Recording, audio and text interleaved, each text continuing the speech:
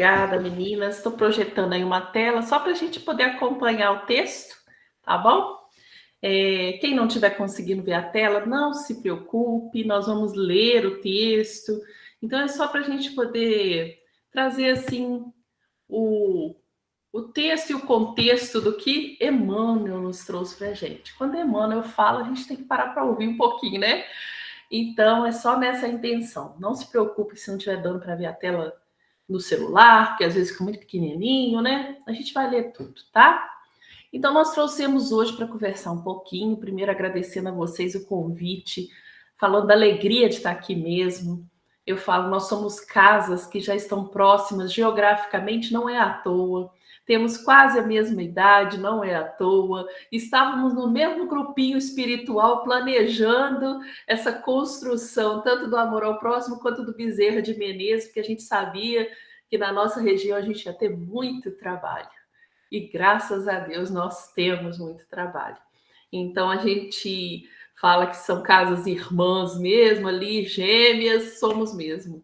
Nós estamos atuando no mesmo propósito que a doutrina espírita, o Evangelho de Jesus, numa mesma comunidade. Então isso é uma alegria para nós. E Nós e o Mundo é um texto que está no Livro da Esperança.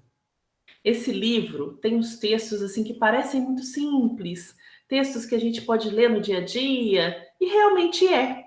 São textos para a gente ler antes de dormir, ler no Evangelho no Lar, são textos assim. Mas são textos também que trazem uma profundidade, que se a gente quiser estudar, aprofundar, às vezes dá mais de um dia de estudo. Então, vai daquele tempo que a gente tem. Se a gente tem um tempo um pouco menor, a gente faz a leitura e tenta assimilar durante a semana. Se a gente tem um tempo maior, a gente se debruça sobre ele. No capítulo 12, Emmanuel traz para a gente, através da psicografia de Chico Xavier, e é importante a gente relembrar esses livros, porque a gente tem visto muito livro espírita por aí, né? Alguns excelentes, muito bons mesmo. Outros, nem tanto. Mas a gente tem uma base segura desses outros livros anteriores que nos trouxeram conhecimentos atrelados à doutrina espírita, codificação que nunca pode faltar, nos trouxeram conhecimento até mesmo para a gente avaliar o novo que está chegando. Avaliar em qual sentido? Isso é bom para mim? Esse é um conhecimento espírita? A codificação me diz isso também? Então, esses livros anteriores, o Livro da Esperança é um livro já mais antigo, né, igual a coleção Fonte Viva.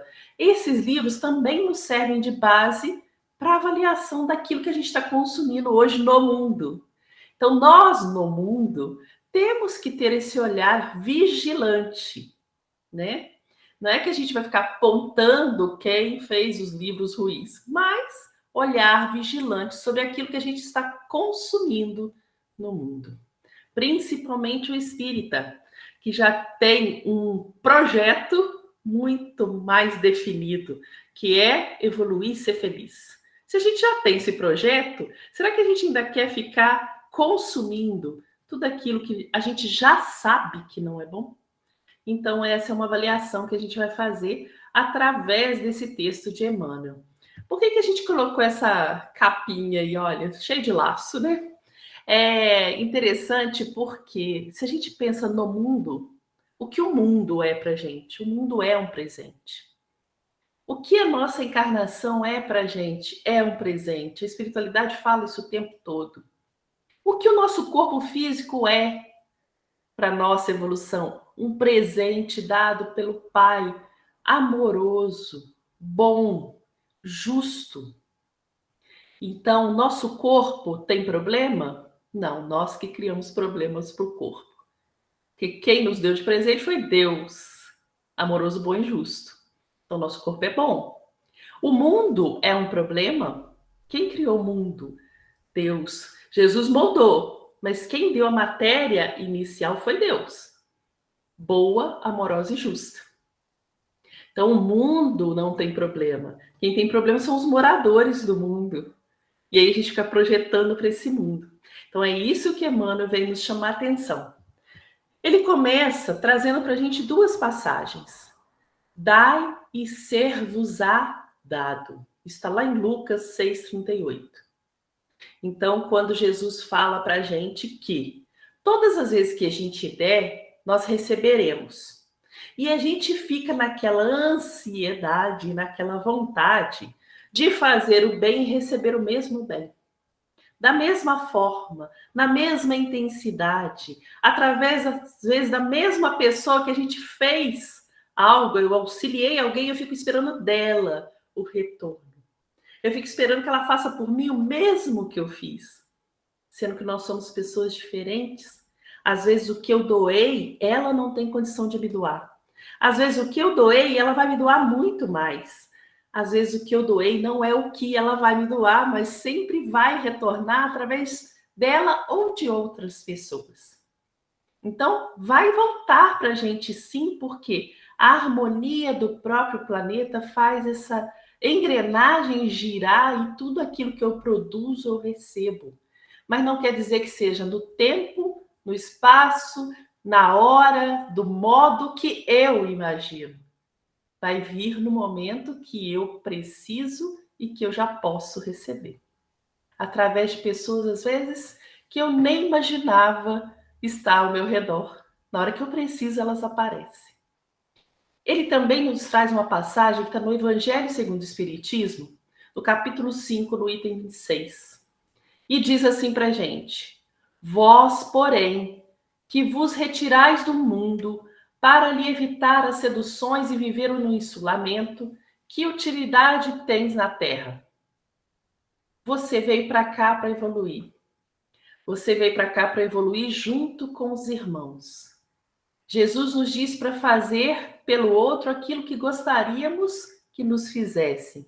E aí, de repente, eu saio correndo, me isolo e falo, eu só vou ficar aqui junto com aqueles que concordam comigo. Será que é essa a proposta? Onde a vossa coragem nas provações? Uma vez que fugis à luta e desertais o combate. Então, qual mérito você tem se você não foi corajoso? Ah, mas ser corajoso é muito, sim, é muito. Mas nós vamos trabalhando a coragem. E o que é essa coragem que nos pede lá no Evangelho segundo o Espiritismo? Esse é o capítulo 5, Bem-aventurados os aflitos.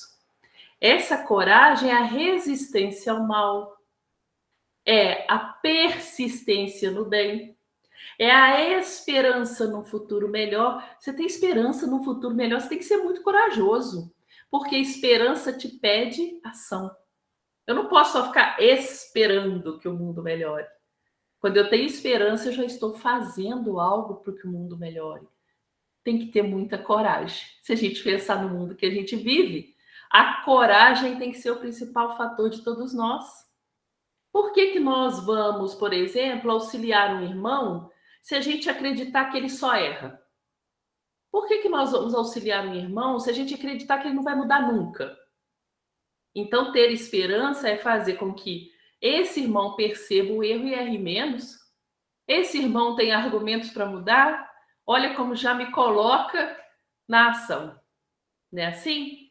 Então, baseado nesses dois tópicos, Emmanuel começa falando. Muitos religiosos. Aí eu falo, ai, graças a Deus, eu não sou uma religiosa dessa, porque quando eu leio muitos religiosos, primeiro, que eu já penso em outras religiões. Ah, deve estar falando de padre, de pastor, desse pessoal aí, eles que são religiosos. Eu sou espírita. Aí a gente vê muitos espíritas dizendo que o espiritismo não é religião. Por quê? Já nos tira um compromisso. Porque religião não é religar a Deus? Se eu tiro a religião do espiritismo, eu não preciso me ligar a Deus. Olha, menos um compromisso para mim. O espiritismo é religião quando está fazendo essa parte, ligando o homem ao Pai. O Pai nunca desliga da gente, mas a gente desliga toda hora, né? Cai o sinal, cai a internet com o Pai. Ih, caiu de novo, tá fraco, vou passar no túnel e a gente desliga dele. Ele está ali sempre prontinho para estar conosco, mas a gente não faz a nossa parte. Mas Emmanuel está falando de alguns religiosos Eu sou espírita, eu acredito que o espiritismo é religião, mas eu não sou aquele religioso também que tem que ir lá converter as pessoas, porque o espiritismo não converte. Então não é comigo que ele está falando. E aí a gente vai lendo, né? Muitos religiosos afirmam que o mundo é um poço de tentações e culpas.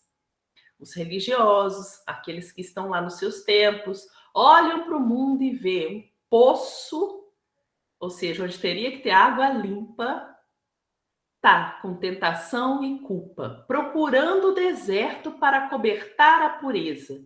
Então eu não vou para o mundo, porque o mundo é um mundo de pecado.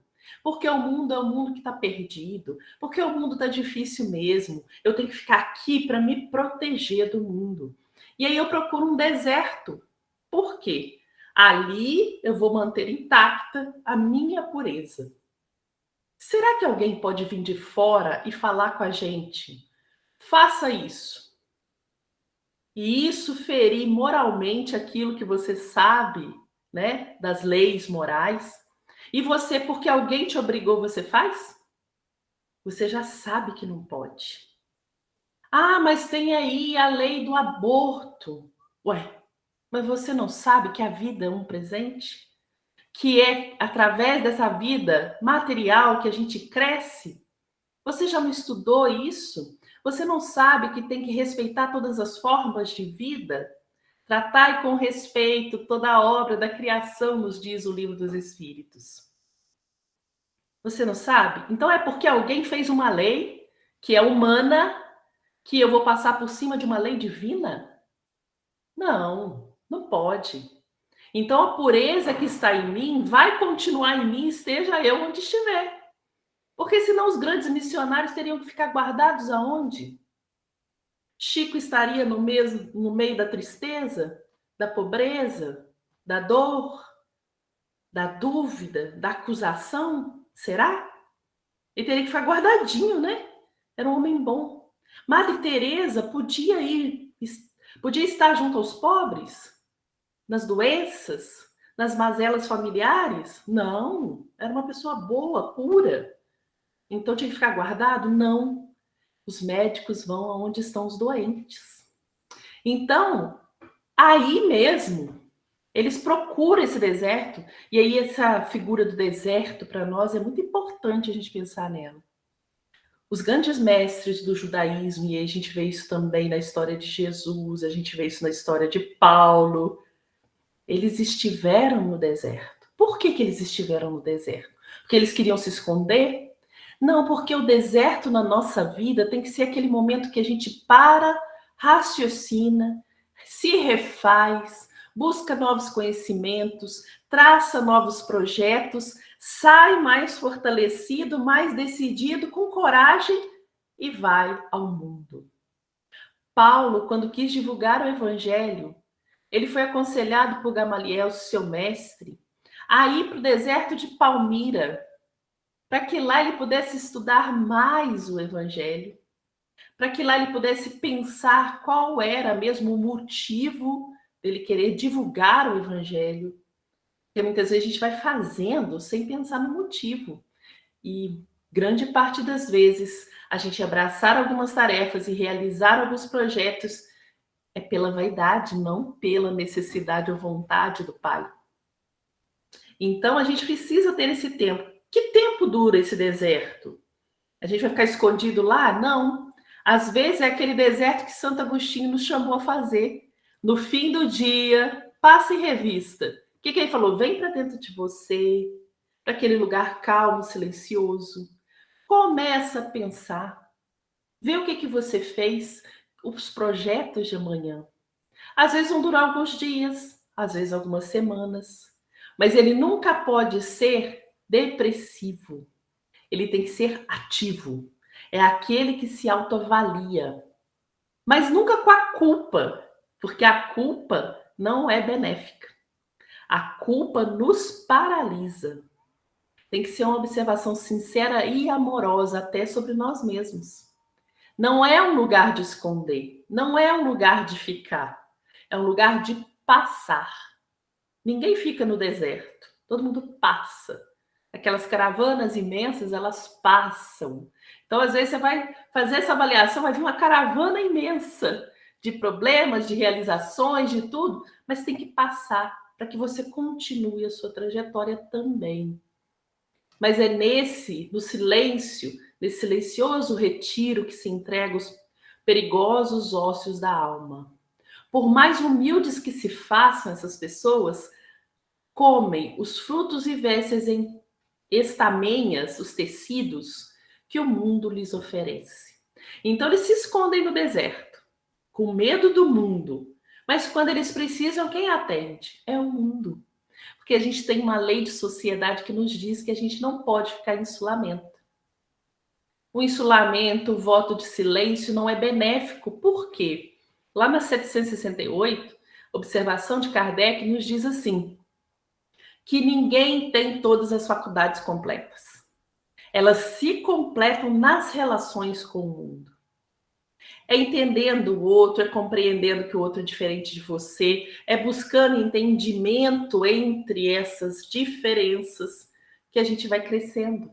Então, esses religiosos às vezes se escondem, mas é nesse mundo que ele vai se alimentar.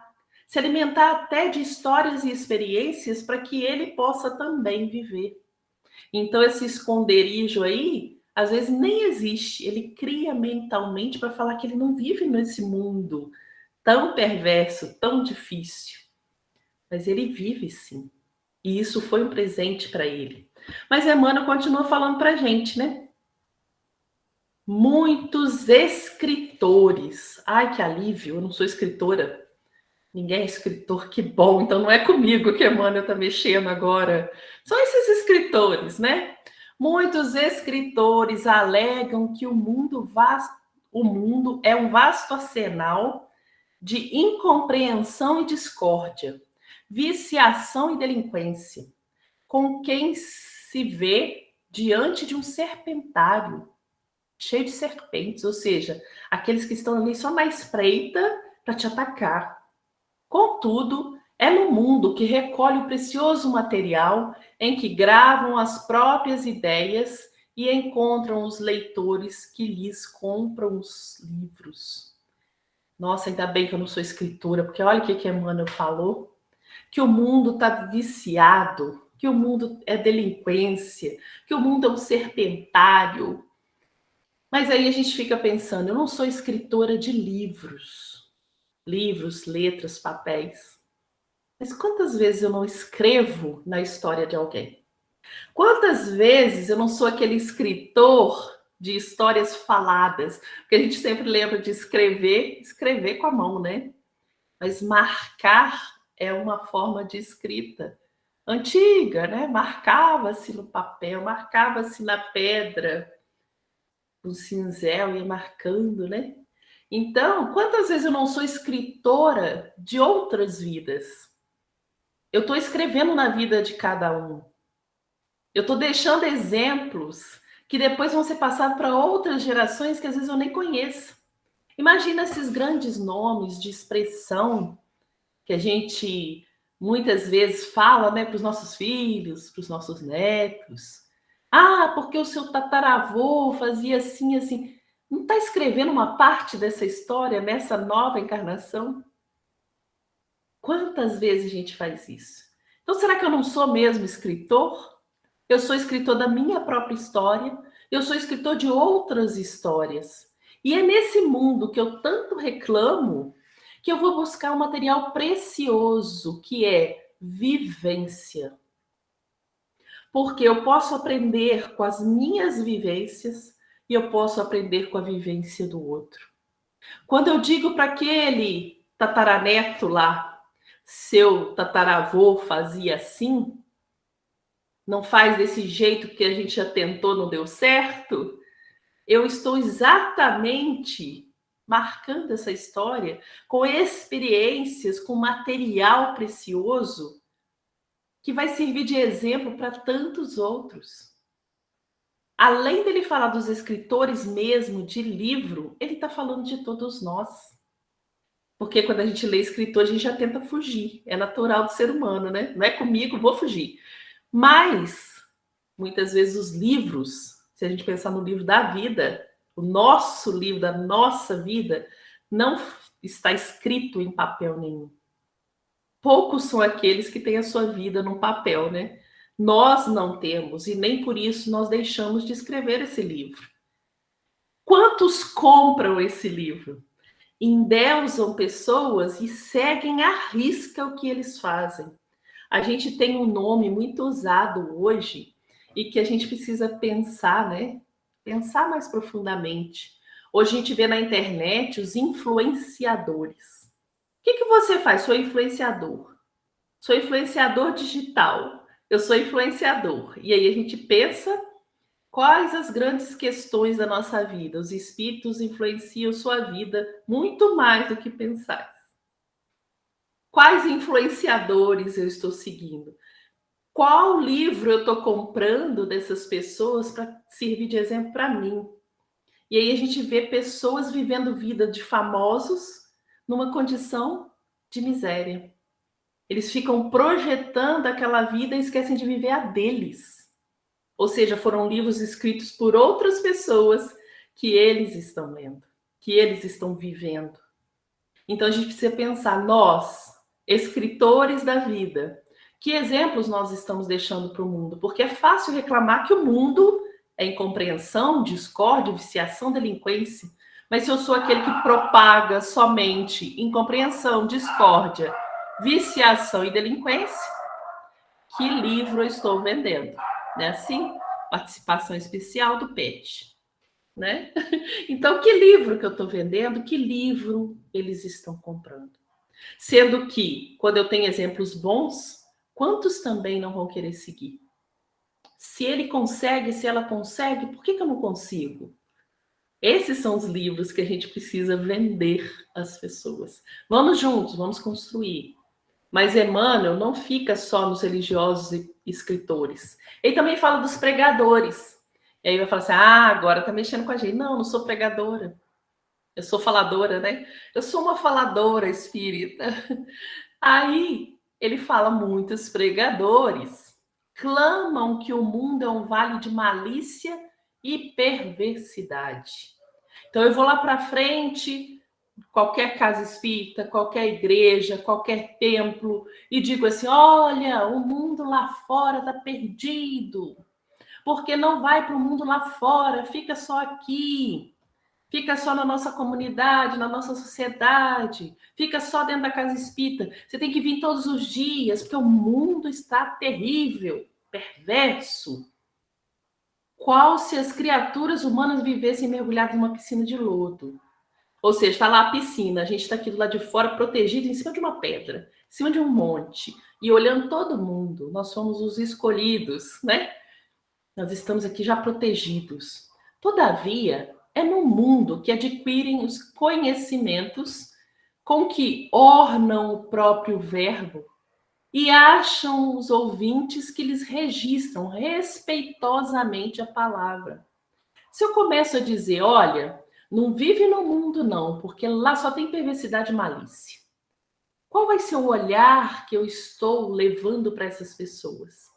Todas as pessoas que elas virem fora do meu templo espírita, fora da minha igreja, fora da minha casa, do meu centro espírita, todas as pessoas que eu olhar são pessoas ruins, são pessoas más, porque elas não estão ali comigo, elas fazem parte do meu grupo. E ainda mais, se elas não estiverem na mesma igreja que eu, no mesmo centro espírita que eu, pior ainda. É de outra coisa, eles ensinam outras coisas. Eles não pensam como a gente. A gente não consegue ver bem nas pessoas, porque nosso olhar foi calibrado só para ver o que há de ruim. A gente não consegue perceber que as pessoas têm atos ruins e têm atos bons. Que tem momentos que elas caem sim, mas tem momentos que elas fazem o bem. E aí eu vou olhando isso e pensando assim, eu sou pregador, não tem nada a ver com isso. Mas até aquele que, por exemplo, fala numa TV, fala no jornal, ele também é um pregador. Ele está pregando maldade ou pregando bondade. Quando a gente vai assistir um jornal, a gente vê lá 90% de notícia ruim. E de vez em quando aparece uma que parece que é aquele respiro, né? Aparece uma boa. Aí eu olho aquilo ali, o que eu acho? Mais de 90% do mundo tá ruim. Tá tudo errado. Então não vale a pena eu fazer o bem. E o que a gente descobriu nesses momentos? Que todas as pessoas queriam fazer algum tipo de bem. Só faltava unir. Porque o bem é tímido, as notícias não chegam. E se eu sou um pregador, eu tenho que levar notícias boas. O evangelho do Cristo falava: ó, o mundo tereis aflições, mas tem de bom ânimo. Olha isso. No mundo tereis aflições, mas tem de bom ânimo. Ele não para nas aflições. Ele fala do ânimo, da vontade, do querer, do modificar. Jesus encontrou todas as mazelas no mundo. Mas será que ele olhou só isso? Ou ele olhou aquilo que a gente já acertou? Ou ele olhava para a gente pelo que a gente viria a ser? Por que ele fez por nós o que fez? Porque ele não estava olhando aquele momento. O olhar dele estava calibrado para o bem. Então, quando a gente é um pregador, a gente tem que lembrar disso. Como eu estou levando, registrando nas mentes dessas pessoas o mundo que elas estão vivendo? Claro, a gente tem que tomar todos os cuidados. As dores estão aí, a gente não vai negar isso. As mazelas estão aí. As violências estão aí. A gente tem que tomar todos os cuidados. Mas a gente não pode olhar para uma pessoa como se ela tivesse mergulhada somente no mal. Isso não existe porque ela foi criada por um ser bom, amoroso e justo. Ninguém é 100% mal. Então, o que será que ele tem de bom? E aí, conversando com uma amiga que fazia um trabalho de educação até em presídios, aí ela fala: nossa, eu entro lá, eu fico péssima, que não sei o quê, porque aquelas pessoas cometeram crimes terríveis. Tem hora que você olha para eles, parece que eles não amam ninguém, a gente não sente essas vibrações neles. Vem, pergunta a ele: você ama alguém? Ele vai lembrar pelo menos de uma pessoa, ou seja, já não é 100% mal. Se apega a isso e começa a trabalhar esse bem ali que ele tem. Aí ela falou assim: eu acho que ele tá cheio de obsessor. Eu falei: não, ali tá cheio de mães querendo mesmo que você auxilie esses filhos. Ali tá cheio de pais querendo mesmo que eles se transformem. Ali tá cheio de mentores querendo que sejam ouvidas as boas palavras que você pode levar. Mas se você ficar olhando para eles só pelo erro, não é que a gente nega o erro que eles tiveram, eles não estão ali à toa. Mas se você olhar para eles somente pelo erro, quem vai te estimular o bem? Então, quando a gente vai levar a palavra, a gente tem que afastar um pouco o erro e procurar essa essência divina que está em todos nós. Não uma piscina de lodo, mas uma palavra que eleva. Mas aí, se a gente não é escritor, se a gente não é religioso, se a gente não é o pregador, Emmanuel vem falar para a gente. Muitas pessoas, pessoa todo mundo é. Então, se a gente escapou dos outros três, pessoa todo mundo é. Muitas pessoas dizem que o mundo é um antro de perdição, em que as trevas do mal assenhoreiam a vida. No entanto, é no mundo que recebem o regaço materno para tomarem o arado da experiência. E é no mundo que se nutrem confortavelmente a fim de demandarem mais altos planos evolutivos. Então, muitas pessoas falam: ai, perdição, não tem jeito, a família foi destruída. Nananana. Será? Será mesmo? Ou será que a gente, as pessoas, é que estão construindo essas ideias e dissipando essas ideias que vão sendo assimiladas por tantos outros, que às vezes não têm um raciocínio mais orientado, e aí eles também acabam acreditando que o mundo é só isso. Que você está num ambiente que realmente, às vezes, muitos não estão ali com ideias muito boas, você precisa entrar nesse mesmo clima. Você não pode se manter equilibrado. Ah, não, aqui eu vou tirar férias, mas eu vou convidar só aqueles que concordam comigo, porque afinal de contas eu estou de férias, eu quero descansar. Não chama que é tio, não. Não, não chama ele, não. Mas ele é casado com a tia que a gente ama, a nossa única tia. Não, mas é preferir ficar sem a tia do que ter o tio. Olha só o que a gente faz, né? Pede oportunidade de estar com quem a gente ama, porque tem dificuldades com algumas pessoas. A gente tem visto aí, já a gente teve pouco tempo, né? O Natal, as festas de Natal. Quantas pessoas preferem passar sozinhos para não ter que conviver com outras pessoas? Ah, porque ele sempre arranja problema, ele sempre reclama disso. Gente, essas pessoas vão existir em todos os lugares. E os da família também vão existir. Somos pessoas, né? Quem sabe nós não somos o chato do outro, o outro não nos convida porque a gente reclama de alguma coisa? Também. E aí? Será que a gente não está julgando demais pequenas coisas e esquecendo do que é essencial? É uma noite de Natal e a gente não pode abrir mão, às vezes, da nossa palavra, do nosso querer, da nossa forma para estar perto daqueles que amamos, daqueles que precisamos trabalhar, porque nesse regaço materno é que a gente encontra aqueles com quem a gente precisa se reajustar.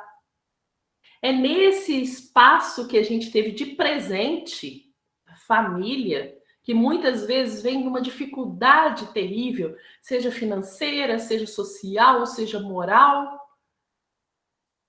seja qual for, física. É nesse espaço que a gente está ali para se reajustar. E aí a gente fala, separa, não, esse não, porque afinal de contas eu quero 15 dias de sossego. Não, não traz esse sobrinho, não, que ele corre muito. Então a gente vai eliminando aquilo que a gente precisa aprender a conviver. Por que ele que corre muito nasceu no meu lar? Porque eu preciso aprender a conviver, a lidar com isso. E a gente não, a gente separa. E aí a gente não pega esse arado que vai nos trazer experiência.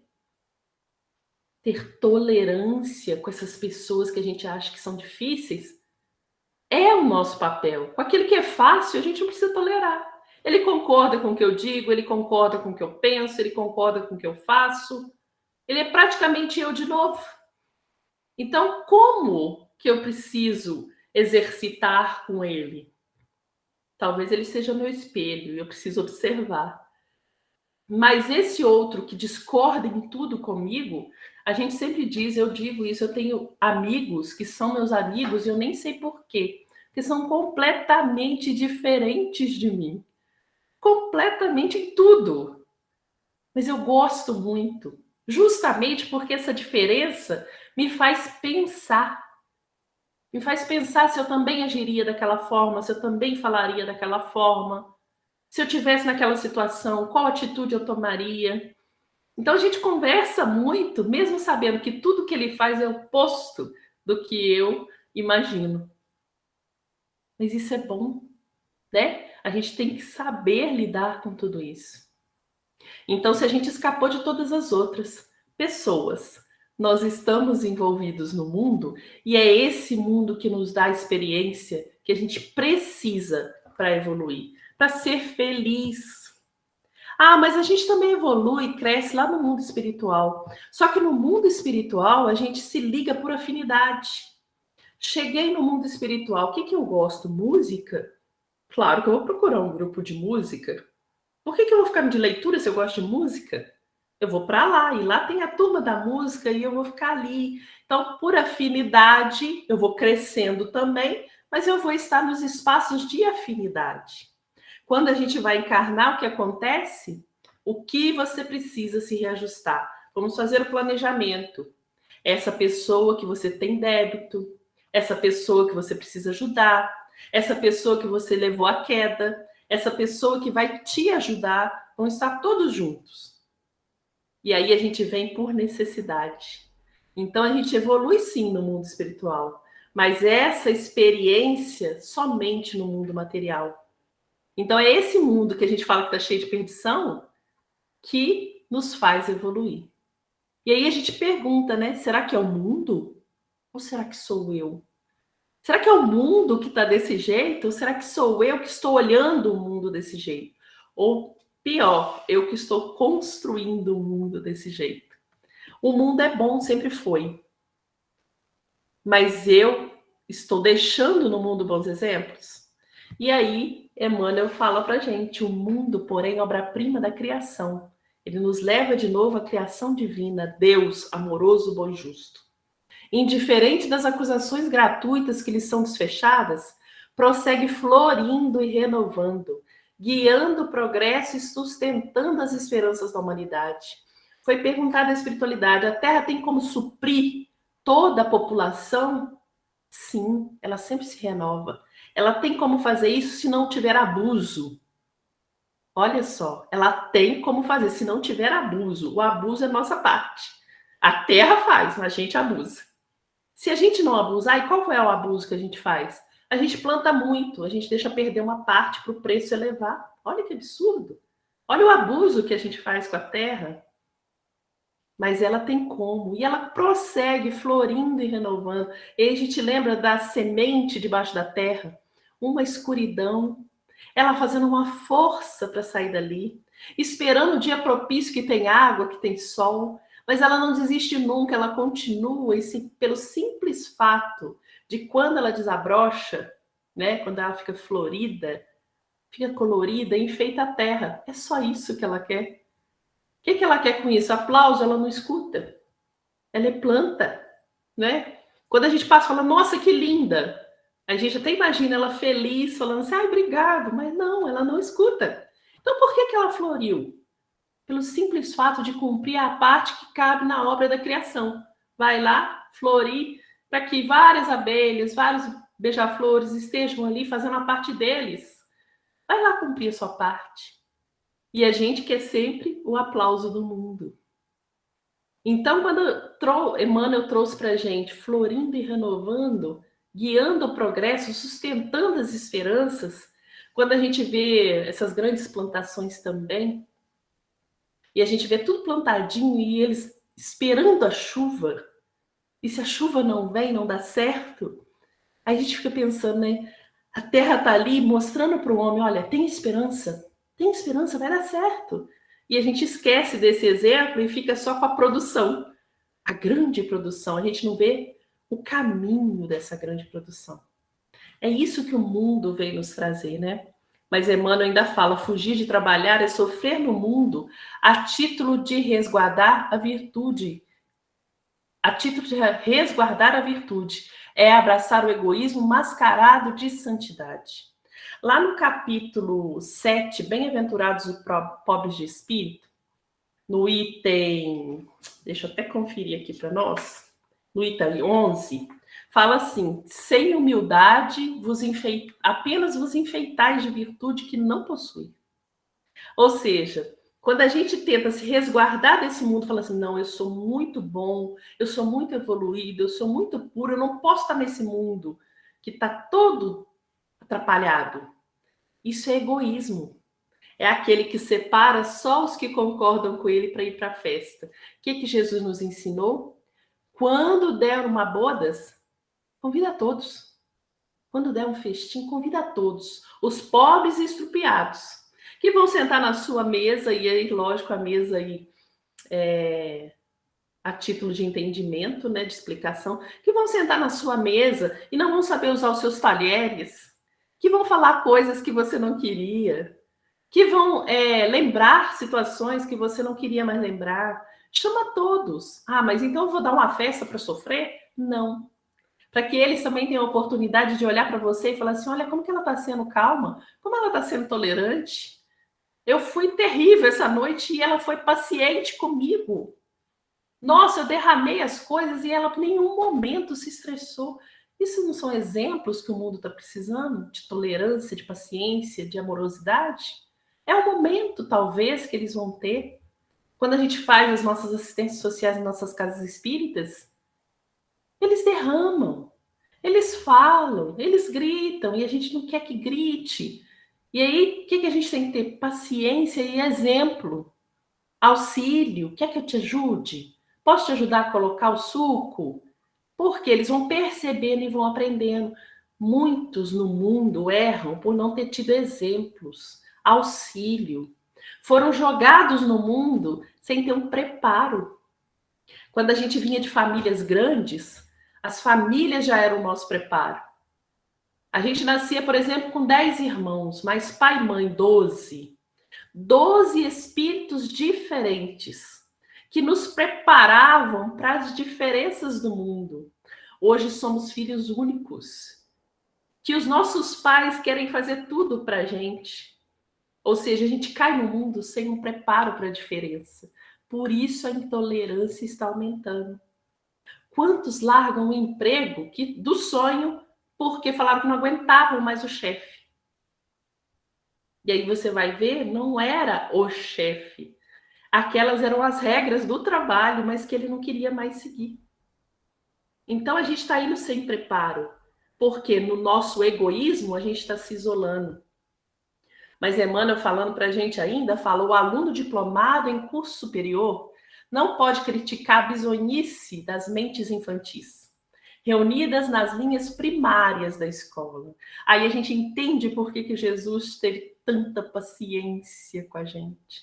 Ainda falou assim, vou mandar outro consolador, porque ele já está no nível, né, de doutorado das leis divinas, ele já está no curso superior, ele já fez todas as especializações, ele entende que nós estamos ainda lá naquele jardim, no pré-jardim, no ensino infantil.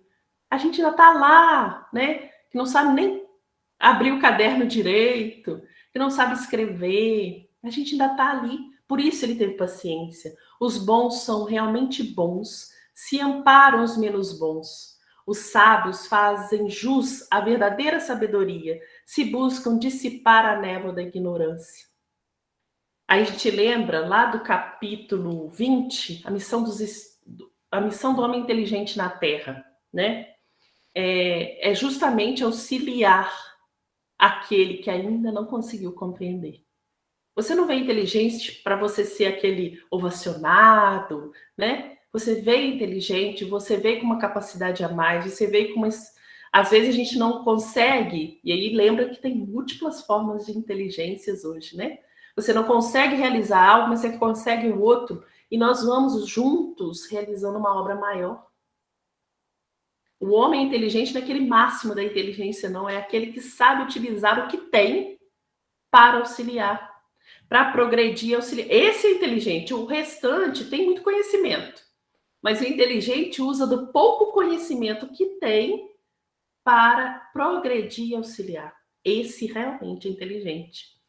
Pode não ter estudado, pode não ter nenhuma especialização, pode não estar trabalhando em nada muito diferenciado, alto cargo da ciência, mas na simplicidade do lar dele, ele utiliza dos conhecimentos que ele tem para educar a sua família.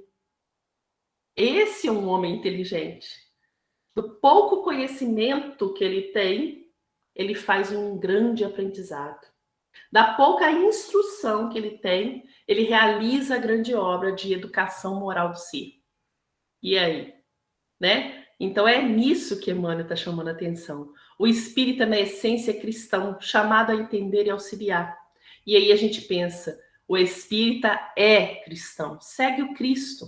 E tudo que for contrário ao que o Cristo nos trouxe, não é cristão, e muito menos espírita. Ah, eu sou um espírita, mas eu acho sim que tem que ter pena de morte. Jesus mandou mesmo matar alguém? Se Jesus não mandou, nós também não podemos concordar. Ah, mas isso é uma questão social? Sim, mas e a lei divina? Não está acima da lei social? A lei social ainda está se desenvolvendo. Se não é cristão, não é espírita. E nós fomos chamados a entender e auxiliar. Doemos, pois, ao mundo, ainda que seja o mínimo do máximo. Eu achei isso muito bom. O mundo nos traz tanta coisa boa. Do alimentar nosso corpo físico, a sanear o nosso ambiente que a gente vive. Quantos espíritos estão aí trabalhando, fazendo essa parte, sem a gente perceber. Quando a gente faz uma prece, vai longe, por quê? O mundo que é bom nos ouve, né? E aí, mundo não é só planeta Terra, são todos aqueles que compõem essa comunidade do planeta Terra. Então, doemos o mínimo do máximo de que recebemos dele, compreendendo e servindo os outros. Às vezes a gente fala assim, nossa, eu estou sendo muito tolerante. Mas quantos será que não passaram pelo nosso dia sendo tolerante com a gente? Que às vezes a gente nem falou, mas o nosso olhar disse tudo. E ele foi tolerante e a gente nem percebeu, porque ele não nos respondeu, mas ele calou. Ele vibrou positivamente para que a gente entrasse em equilíbrio. Então, doemos o mínimo do máximo do que recebemos, compreendendo e servindo os outros, sem atribuir ao mundo os erros e desajustes que estão em nós. Então, não é o mundo que está ruim. Deus nos dá todas as coisas, inteligência, Ele nos deu capacidade de trabalhar com os meios que a gente tem à nossa disposição, de aprender sem cessar cada vez mais. Não tem idade para a gente aprender. Olha que maravilha! Enquanto a gente quiser, a gente pode ir tirando desse mundo o aprendizado que a gente precisa para evoluir. Nos deu, sim, a parte financeira, mas por que então que ele nos deu tudo isso? Ele nos deu para que a gente ajudasse. Por isso, dar e será dado, né? Dê e será dado. Porque tudo aquilo que ele nos deu é para que a gente doe para outro. Para que a gente auxilie o outro. Doando do mínimo do máximo que sempre nos foi dado.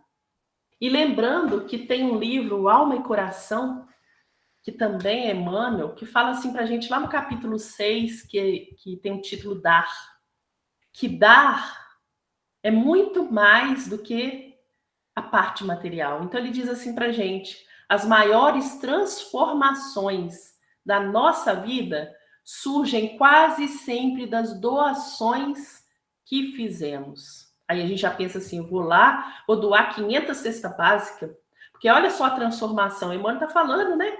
Se eu doar, se eu der, as transformações vão vir. Então eu vou chegar correndo lá e vou doar tudo. Mas não é esse dar que Emmanuel está falando. Dar na essência, né? Por isso que a gente fala, não é dar, é doar. Dar na essência significa abrir caminhos. Abrir caminhos para nós e para os outros. Por isso, quando a gente dá, a gente se transforma. Abre um novo caminho, um novo leque, um novo olhar sobre todas as coisas. Fundamentar oportunidades. Dá apoio para aquele que quer se melhorar, dá apoio para aquele que ainda nem sabe que quer se melhorar. A gente pode dar apoio para ele também, um dia ele resolve. A gente vai apoiando, a gente vai dando as ideias, vai dando suporte, vai dando a esperança.